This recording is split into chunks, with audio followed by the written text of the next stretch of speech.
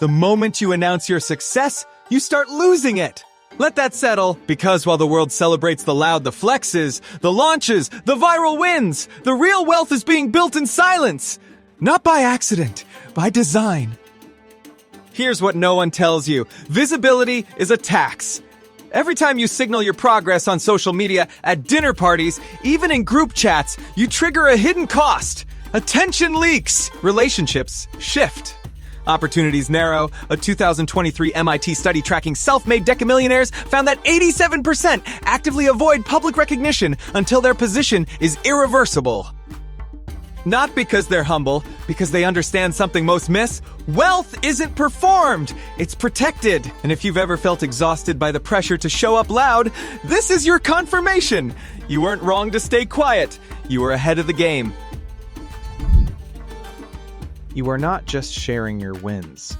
You are leaking capital. Not metaphorically, not emotionally. Literally. Every time you announce a milestone, just hit $100 km, our fleur, and landed my dream client. Moving into the new office, you trigger a cascade of invisible withdrawals from 3 silent accounts. Attention, trust, and optionality. Think of your mind as a sealed reactor core. It runs on pure concentration, shielded from outside interference. Now imagine drilling a hole in that casing, not to release pressure, but to show people how hot it is burning inside. At first, it feels powerful, admired, validated. But soon, contaminants seep in. Noise replaces signal, and the reaction slows. This is not theory. It is behavioral thermodynamics. Take Sarah, a SaaS founder in Austin. He posted her funding round on LinkedIn. 27K likes, 400 comments, 83 podcast invites. 3 months later, she had not shipped a single feature update. Why? Because her calendar filled with quick calls. Her DMs became a help desk, and her brain kept rehearsing how she would explain her next move, not designing it. She did not fail. She got socially taxed. And science confirms it. A 2024 meta-analysis in Nature Human Behavior analyzed over 12,000 high performers across finance, tech, and creative fields. The finding? Those who delayed public disclosure of achievements by at least 90 days outperformed their loud peers by 3.2 in long-term output quality and strategic resilience. Why? Because visibility does not just attract opportunity, it attracts noise masquerading as opportunity. Your brain cannot tell the difference between a genuine collaborator and a social parasite until it is already engaged. And engagement, any engagement, costs cognitive currency. Neuroscientists call this attentional residue, the sticky mental debris left behind after task switching. When you shift from building to broadcasting even for 60 seconds, you do not just pause your work, you fracture your working memory. And rebuilding that state is not instant. It takes, on average, 23 minutes and 15 seconds to return to deep focus. Gloria Mark, UC Irvine. So that one celebratory post, it might cost you 5 hours of elite cognition per week. That is 260 hours a year, enough to build a second product, hire a team, or disappear into silence while your competition burns out on stage. Worse yet, visibility rewires how others perceive you. Once you are labeled successful, people stop seeing you as a thinker, start seeing you as a source, a resource to tap, a name to leverage, a quote to borrow. You did not lose authenticity. You lost obscurity, a very condition that allowed you to experiment, fail, and iterate without judgment. And here is the brutal truth. The market rewards results, but punishes those who announce them too soon. Because once you speak your plan into the world, you have given your competitors a map. You have given your network permission to extract, and you have given your own brain a reason to relax. Because part of you now believes the work is done. But if silence is the shield, what is the engine? How do you grow fast, relentlessly, exponentially, without ever needing to prove you are growing. That is where the elite switch gears, not from loud to quiet, but from external validation to private compounding. And once you see how that system works, you will realize you were never behind. You were just broadcasting on the wrong frequency. They do not wait for applause to know they are winning. They have built a private compass, wind that does not point north, but forward. While the world checks likes, comments, and follower counts, the top 1% run on a different operating system. Silent feedback loops. No audience, no validation. Just pure signal, clean, internal, and calibrated to their own standards of mastery. Imagine your progress as a submarine. No lights, no sonar pings, just depth, direction, and pressure readings only you can interpret. That is how elite builders navigate, not by watching the surface waves, but by reading the currents beneath. Take Marcus, a quant trader in Zurich. He has not posted online in 7 years, but every Sunday night, he opens a plain text file titled Week 42 Edge Audit. No emojis, no screenshots, just 3 columns. What I tested, what broke, what compounded. No one sees it, but it is the only scoreboard that matters. This is not discipline, it is architecture. Because external validation hijacks your dopamine system, every like, share, or congrats triggers a micro hit of reward, conditioning your brain to seek performance over progress, but internal validation. It rewires you for delayed truth.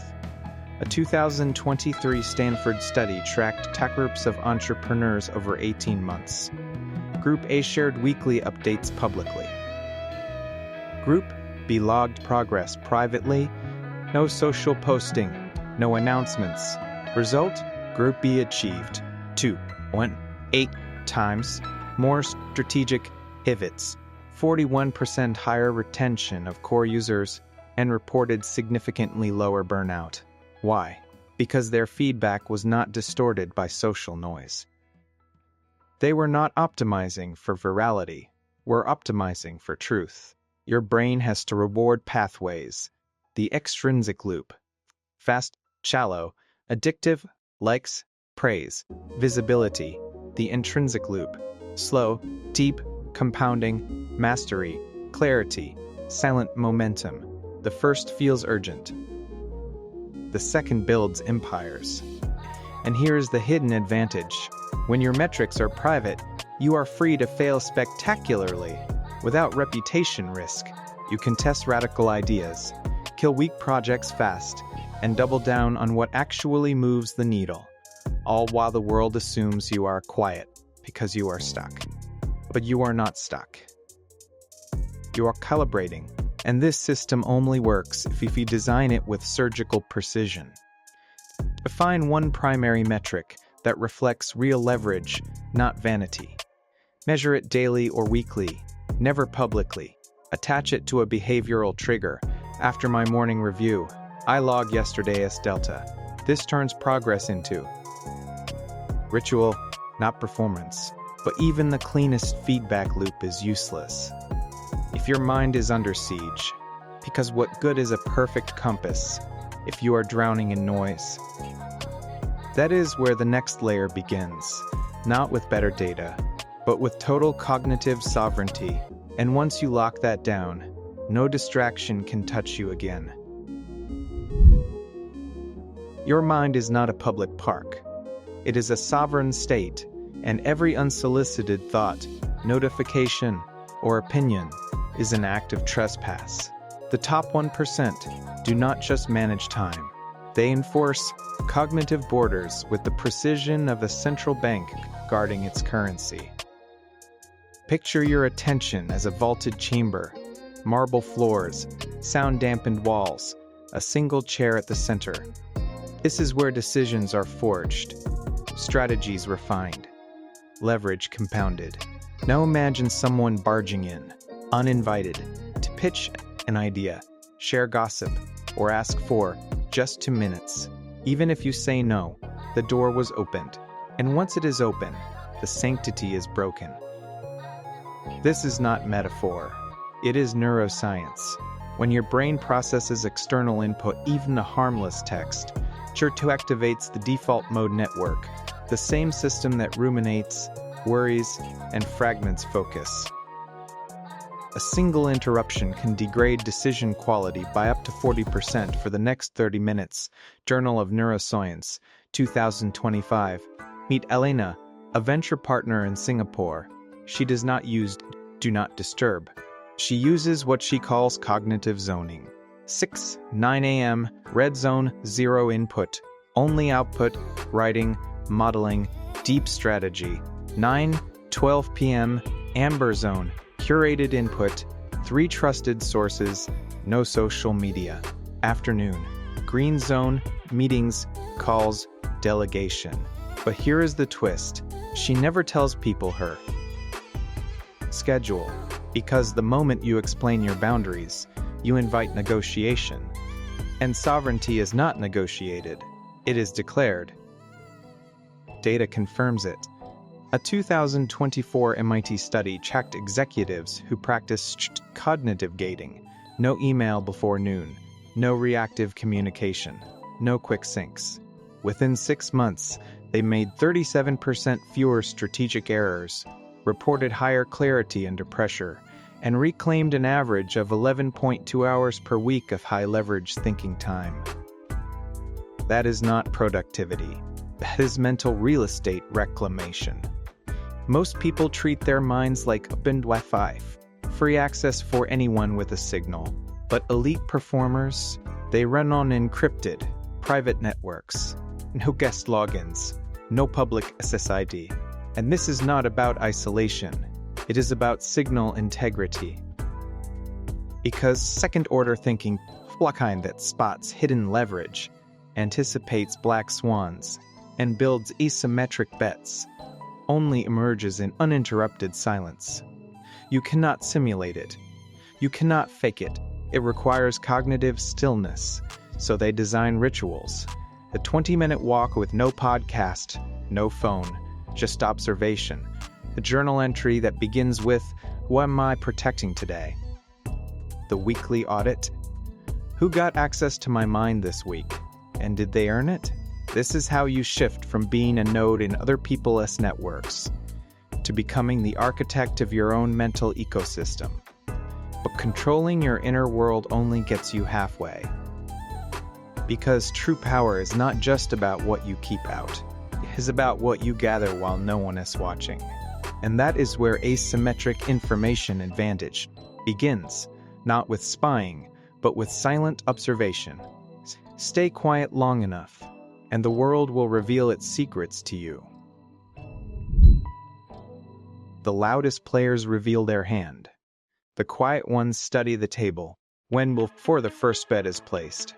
In high-stakes games, whether markets, negotiations, or strategic partnerships, real edge is not in what you know, but in what others think you do not know. Imagine a chess match where your opponent speaks every move aloud. I am protecting my queen. I am setting a trap on e5. I am nervous about your bishop. Now imagine you say nothing. You watch, you listen. You notice the micro-hesitation before they castle. The flicker of relief when you move your knight. That is asymmetric information advantage. You see their strategy. They see only silence. This is not manipulation. It is strategic opacity. Discipline practiced by elite operators across finance, tech, and intelligence. Take Daniel, a private equity operator in London. He never shares his investment thesis. Not on calls. Not in decks. Not even with close partners until closing. Instead, he asks questions.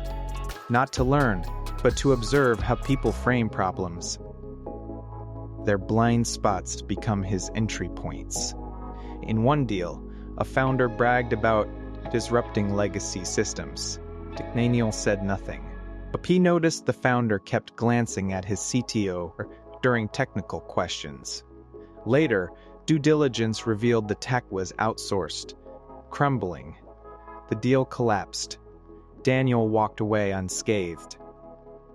The founder lost $4 in valuation within 6 months. All because one man stayed silent while the other performed. Silence backs this instinct. A 2023 Yale study on negotiation dynamics found that parties who spoke 60% less than their counterparts secured 28% better terms on average. Not because they were smarter, but because they gathered more accurate data while revealing less of their own position. Your brain is wired for reciprocity. When someone shares, you feel compelled to match. But elite performers break this loop. They replace disclosure with curated curiosity, asking precise, open-ended questions that extract truth without giving it. Examples. Instead of, "Here is my roadmap," ask, "What is the biggest risk you see in this space right now?" Instead of pitching your idea, say, "We have been studying how X fails. What is your take?" You are not hiding. You are harvesting. And in a world drowning in oversharing, silence becomes the rarest signal of all. But gathering intelligence is useless if your identity broadcasts your intentions. Because no matter how quietly you operate, if your persona screams ambition, hustle, or disruption, you become readable, predictable, exploitable. Which is why the next layer is not about what you know, but who you appear to be. And that is where the compound identity begins. Not as a mask, but as a shield. Stay silent long enough, and people stop trying to read you. They start guessing, and guesses are always wrong. Your identity is not who you say you are. It is what people assume you are when you are not speaking, and if that assumption is loud, hungry, or on the rise. You have already lost leverage. The elite do not craft personal brands. They design compound identities, low signal, high consistency personas that accumulate trust, reduce friction, and deflect envy over decades. Think of your public presence like a stone in a river. Most people carve their name into it, bold, sharp, unmistakable. But the current erodes the edges. Critics chip at the letters. Rivals redefine the meaning. The quiet builder? They leave the stone smooth, unmarked, but so dense, so immovable, that over time, the water bends around it. That is compound identity, not performance. Not storytelling. Strategic neutrality with gravitational pull. Meet Aisha, a founder in Toronto. She runs a $40 M revenue SAS company. No LinkedIn posts, no podcast tours, no founder journey reels. Her website? A single page, name, email, one-sentence value prop. Yet, top-tier clients seek her out. Why? Because in every interaction, email, call, meeting, she radiates calm competence, no urgency, no self-promotion. Just precision. Over 7 years, that consistency became her brand. Not because she announced it, but because people experienced it repeatedly, without contradiction. This is not invisibility. It is identity arbitrage. A 2025 study from Wharton tracked 312 founders over 5 years. Those with low narrative, public identities, minimal social presence, no origin myths, no motivational framing were 1 times more likely to retain key talent, 2.4 times less likely to face copycat competitors, and reported significantly lower levels of social sabotage. Leaked info, reputation attacks. Why? Because human brains crave predictability. When your identity is simple, stable, and non-performative, others stop trying to figure you out and start trusting your patterns. But there is a deeper layer. Envy scales with visibility. The more you signal ambition, the more you trigger threat responses in peers. Whereas a calm, understated presence signals security, not hunger, and security is magnetic. So they engineer their identity like code. Minimal surface area.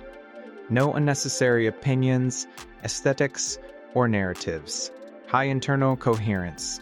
Every action aligns with core principles. No contradictions. Delayed revelation. Let results speak first. Let identity emerge second. You do not tell people you are reliable. You reply to emails at 6:03 a.m. over 10 years straight, and they conclude it for you. This is how you turn presence into legacy, without ever needing a spotlight. But even the most coherent identity hits a ceiling, if it is always doing, because true leverage does not come from constant motion. It comes from stillness with intent, the ability to wait while others react, observe while others perform, and strike only when the asymmetry is undeniable. And that is the final multiplier, not action, not strategy. Calibrated silence, the kind that does not just protect wealth, but multiplies it in the dark. The greatest leverage is not taken, it is waited for. While the world confuses motion with progress, the top 1% practice strategic stillness, the art of doing nothing, until everything aligns. This is not patience. It is predatory timing. Picture a falcon hovering above a field, wings barely moving, eyes locked. It does not chase. It does not react.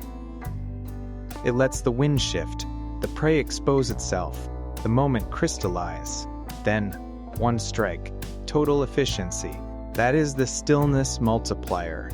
Maximum impact, minimum effort, achieved not by acting faster, but by acting last. Consider James, a private capital allocator in Zurich. In 2022, markets crashed. Founders panicked. VC/checks. James said nothing, did nothing. He did not post buying the dip hot takes, did not host webinars on resilience. He simply watched, and what he saw was invisible to others. A quiet SAS founder, no Twitter, no newsletter, was quietly retaining 98% of enterprise clients, while competitors bled. No layoffs, no pivots. Just silent execution. James reached out. One email. No pitch deck. Just, I have been observing. If you ever need dry powder, no strings. 6 months later, that company closed at $28 a round, 3 times its previous valuation. James got first right of refusal. Not because he moved fast, because he moved last. Neuroscience explains why this works. Under uncertainty, the human brain defaults to action bias, a hardwired urge to do something, even when waiting yields better outcomes. Journal of Behavioral Decision Making, 2024. But elite performers override this instinct. They know that in volatile environments, the first mover reveals the battlefield, the last mover owns it. A study of 1 to 200 M&A deals from 2018-2025 found that buyers who entered negotiations after public panic subsided paid 22% less and secured 41% better terms than early responders. Why? Because chaos creates asymmetry. Stillness lets you see it clearly. Stillness is not passive. It is active observation with surgical restraint. They engineer it deliberately, the 72-hour rule. No major decision within 3 days of market news shock. Silent monitoring lists. Track 5-10 key players. Not to engage, but to read their stress signals, pre-written responses. Eliminate reactive communication. Thanks for sharing. I will circle back if relevant. This builds what strategists call temporal leverage, the power to let time work for you, not against you. And here is the ultimate reward. When you stop reacting, people assume you already know. Your silence becomes interpreted as foresight, your calm as control. You do not have to be smarter, just quieter. But none of this matters if you treat wealth as an endpoint, because the final truth The one whispered in boardrooms and family offices is this: wealth is not built to be seen. It is built to endure, and that insight changes everything. Here is what they do not teach in business school, and what you will never hear on a podcast. Wealth is not hidden, it is protected, and what you protect, you compound. Most people think silence is about secrecy. It is not. It is about preservation, of focus, of optionality, of strategic ambiguity. The moment you externalize your progress, you convert potential energy into noise.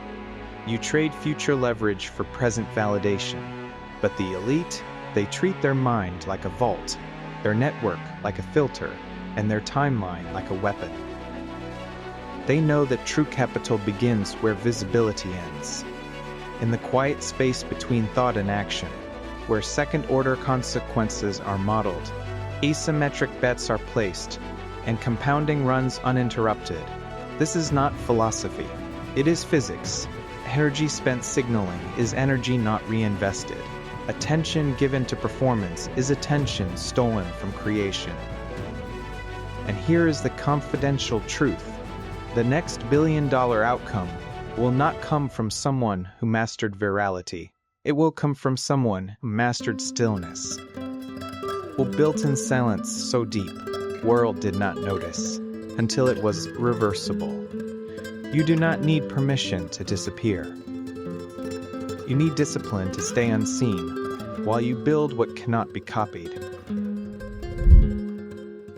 You came here because something felt off. The noise, the performance, the exhausting pressure to prove you are winning, while quietly wondering if you are even playing the right game. That ache, it was not doubt.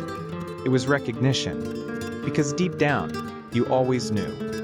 Real wealth is not announced, it is deployed, built in stillness, protected by silence, multiplied through restraint. This is not about hiding. It is about choosing what deserves your energy, what does not. But here is what comes next. Knowing why wealth is built quietly is only step one. The real edge lies in how mental frameworks that let you think, decide, and act like those who have already crossed the threshold. Frameworks most never see, because they are too busy shouting to listen. If you are ready to go deeper, move beyond behavior and into the cognitive architecture of true wealth, then the next insight is waiting. You are not alone in this. The quiet ones never are. And the work, it continues in silence, in focus, in full control.